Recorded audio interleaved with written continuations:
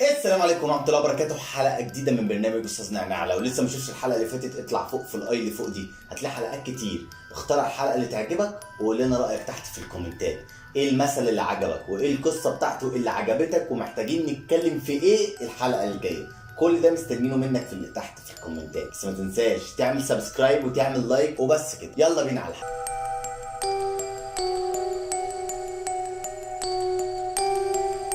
يقول له ياه موت يا حمار عقبال ما يجي اليوم ده. احنا دايما بنستخدم المثل ده الحاجه اللي هي مش هتحصل الا بعد فتره طويله قوي. يقول له انت مش هتذاكر، يقول له يا عم موت يا حمار لحد ما يجي الامتحان.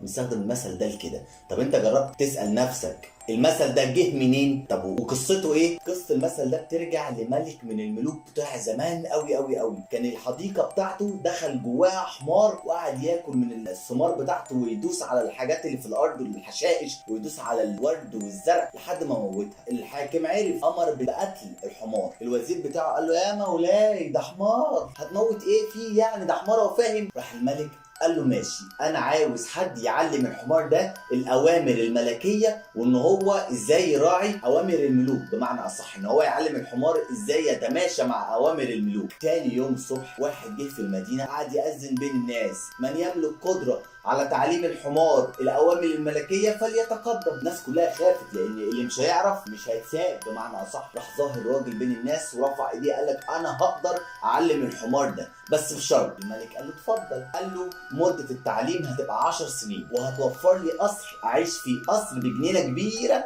فيها اشجار اعيش فيها، وتوفر لي فلوس كتير قوي اقدر اصرف منها وانا بعلم الحمار بتاعي. قال له ماشي. راح الملك قال له ايه؟ قال له لو انت ما عرفتش تعلمه هقطع رقبتك. الراجل اللي راح وافق قال له ماشي انا اتفقت. الراجل روح البيت لمراته قعد مبسوط وبيتنطط، احنا خلاص هنعيش في قصر، احنا خلاص هيبقى عندنا جنينه واسعه وهيبقى معانا فلوس كتير ومش عارف ايه. راح الست مراته اتجننت قالت له يا ابني انت مجنون، ازاي ده انت لو ما عرفتش تعلم الحمار ده اللي هو اصلا مش هيتعلم هتتقتل وانا هترمل.